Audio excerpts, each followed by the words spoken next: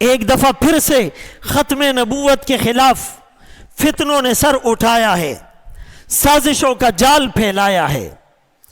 پے در پے تابڑ توڑ حملے کیے ہیں، میڈیا کے ذریعے سے ایک فضا بنائی جا رہی ہے، لیکن الحمدللہ علماء بیدار ہے، جنہیں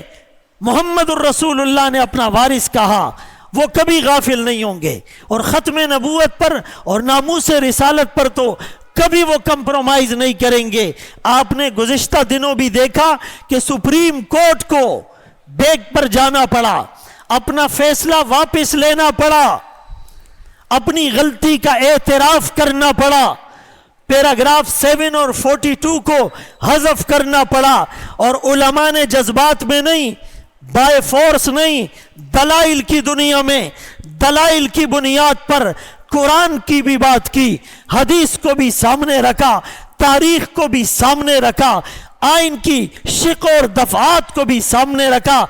84 کے آرڈیننس کو بھی سامنے رکھا، عالمی عدالت کے فیصلوں کو بھی سامنے رکھا، اور کسی بھی محاذ پر علماء نے کوئی رخنہ نہیں چھوڑا، اور 1974 کے اس فیصلے کے کل 50 سال پورے ہو رہے ہیں، گولڈن جوبلی تقریبات ہیں، مینار پاکستان کے اندر، لاہور کے قلب کے اندر ہزاروں علماء اور لاکھوں عاشقین رسول کا، عاشقان رسول کا اجتماع ہوگا، علماء تاریخ کو دہرائیں گے، اور عوام بھی اپنے اس عزم کا اعادہ اور تجدید کریں گے کہ ختم نبوت کے موقع پر اگر ہمیں خونی لکیر کو بھی کراس کرنا پڑا، انشاءاللہ یہ سینے گولیوں سے چھلنی ہو جائیں گے، یہ اولادیں یتیم ہو جائے گی، یہ بوڑھے ماں باپ اولاد کے بغیر بے سہارا ہو جائیں گے، عورتیں زیورات کو بیچ دے گی،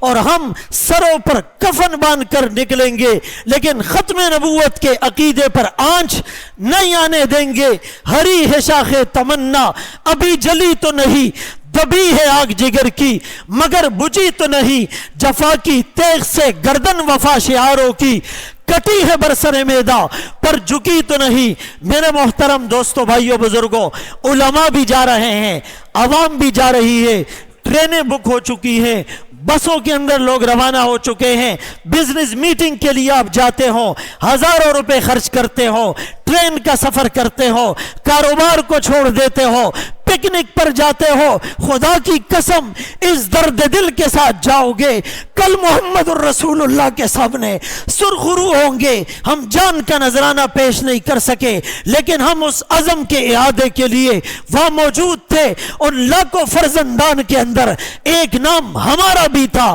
ہم اس قربانی کے لیے تیار رہے۔ بہت سے لوگ جنہوں نے ارادہ نہیں کیا ہے، آج ارادہ کرے اور کل کی عظیم الشان کانفرنس میں شرکت کے لیے جائے۔ تمام مسلکی اور سیاسی اختلافات کو بالائے طاق رکھ کر صرف ختم نبوت اور محمد الرسول اللہ صلی اللہ علیہ وسلم سے محبت کی خاطر تیار ہو جائے۔ اللہ اس کانفرنس کو کامیاب فرمائے، حاسدین کے حسد سے، شریروں کے شر سے، ظالموں کے ظلم سے محفوظ فرمائے، کافروں پر اور بدبختوں پر اس کا رعب دبدبہ داری ہو، اور عالم اسلام کے اندر پورے اسلام کو زندہ کرنے کے لیے یہ وسیلہ بنے۔ وآخر دعوانا ان الحمدللہ رب العالمین۔